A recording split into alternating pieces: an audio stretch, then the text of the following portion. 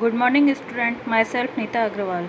कल हमने पढ़ा था दो बैलों की कथा के लेखक मुंशी प्रेमचंद के जीवन का परिचय। आज हम पढ़ेंगे दो बैलों की कहानी। बैल एक सीधा और सरल जानवर होता है। जानवरों में वैसे गधा सबसे मूर्ख समझा जाता है, जैसा कि सुनने में ही लगता है। कोई व्यक्ति बहुत ही सीधा होगा तो उसको यही कहते हैं हम, ये तो गधा है, गधा। इसका सबसे मुख्य कारण इसलिए है कि वो बहुत ही सीधा और सहनशील होता है।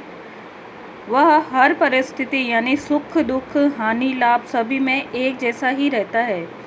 इसी सीधेपन और सहनशीलता के कारण भारतीयों को भी अफ्रीका और अमेरिका में अपमान सहन करना पड़ता था।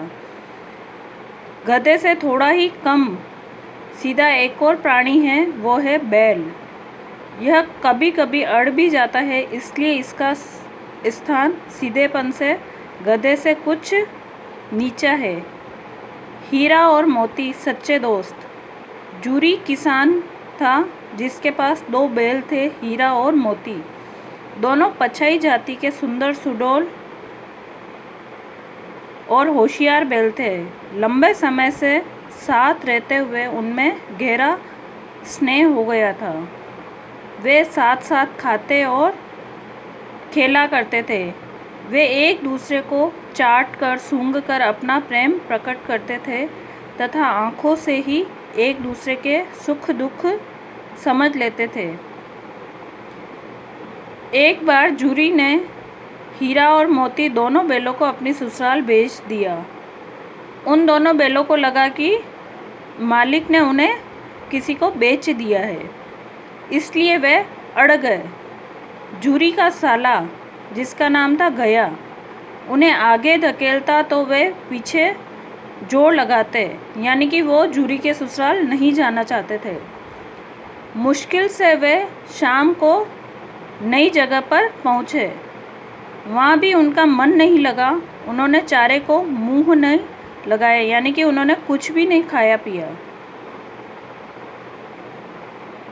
बैल वापस जूरी के पास कैसे आए? देखो, रात को दोनों बैलों ने कनखियों से एक दूसरे को देखा, चुपचाप एक दूसरे से सलाह की और पगहे तोड़कर जूरी के घर की तरफ चल पड़े। पगहे यानी जहाँ बैलों को बांधा जाता है, उसको तोड़कर।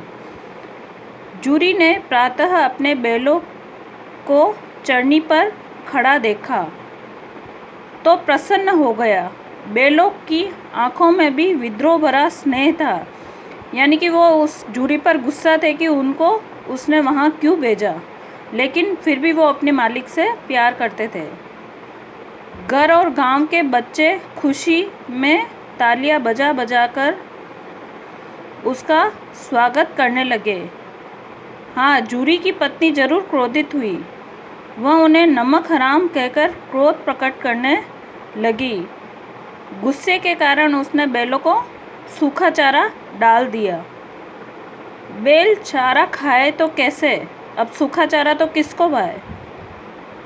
जूरी ने नौकर को चारे में खली डालने को कहा, किंतु मालकिन के डर के कारण उसकी हिम्मत ही नहीं हुई। हीरा मोती का पुनः जूरी की ससुराल जाना। अब हीरा मोती ने वापस दोनों को अपने ससुराल कैसे भेजा? देखो, दूसरे दिन जूरी का साला फिर से हीरा मोती को ले गया। इस बार उसने दोनों को बहुत मोटी रस्सियों से बांधा और उनके सामने सूखा भूसा डाल दिया। हीरा मोती ने ऐसा अपमान पहले कभी नहीं सहा था, क्योंकि उनका मालिक तो उनको बहुत ही प्यार करता था। दूसरे दिन दोनों ने हल में जुतने से इनकार कर दिया। जूरी के साले ने चिढ़कर उनकी नाक पर खूब डंडे मारे, किंतु दोनों टस से मस न हुए, उल्टे हल लेकर भाग गए।